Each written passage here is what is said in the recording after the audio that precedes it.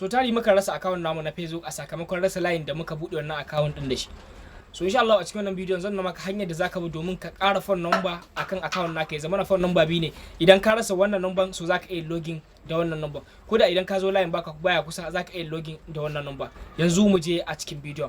Yanzu naka zaka zo nan alamar dot nan sai mata ta shiga inda dai muka saba shiga nan kenan. Bayan mun shiga ba mu jawo ƙasa inda aka sa setting sai mu taɓa setting nan kenan. So bayan ka taɓa setting sai ka zo nan aka sa personal details daga sama kenan. Bara nuna mana wajen personal details nan. So bayan ka shige shi sai ka taɓa gashi nan personal details again nan kenan. Bayan mun shiga personal details so gashi nan da aka sa kwanta za su nuna kwanta inda yake da nan baka da take da akai. So sai ka taba ta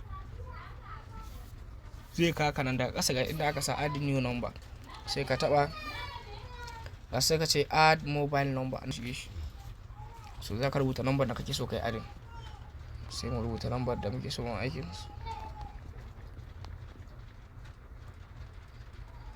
tikin wannan dan box din sai ka sa su ka taba zai yi tikin alamun cewa account naka ne nan wajen kenan gashi.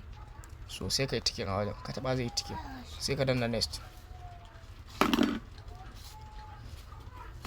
ka ji zai dan scrolling zai kama na wajen suka ce enter your confirmation code, we send a WhatsApp message with you confirmation codes. So sun tura mana confirmation code ta WhatsApp number namu to wannan number da muka sa. So yanzu haka WhatsApp din da yake akan wannan number baya kan wayan nan.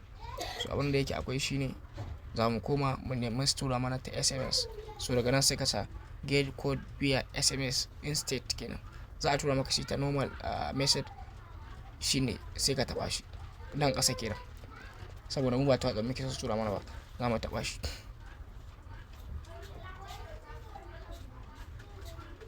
So yanzu za mu jira za su tura mana confirmation code. Ka dauko code din ka sa shi a nan wajen ka sa code din da suka baka suka dada da ka danna next. So cost mu na je ya expire so ka da ka danna zai nuna ma successful number wayan ka ta riga ta hau. Idan ka dana za ka ga number waya guda biyu yadda ga wannan ka tana pending ba a confirmation ɗinta ba. So in dai ka sa kuɗin za su yi ma confirming so za ka ga number ka ta hau guda biyu. In ka tashi login da kowace number za ka iya zuwa kai login na account naka na Facebook. Idan kun ji daɗin bidiyon nan ku danna mana follow sannan ku yi mana like and share. Wannan shine fatan mu. Assalamu alaikum.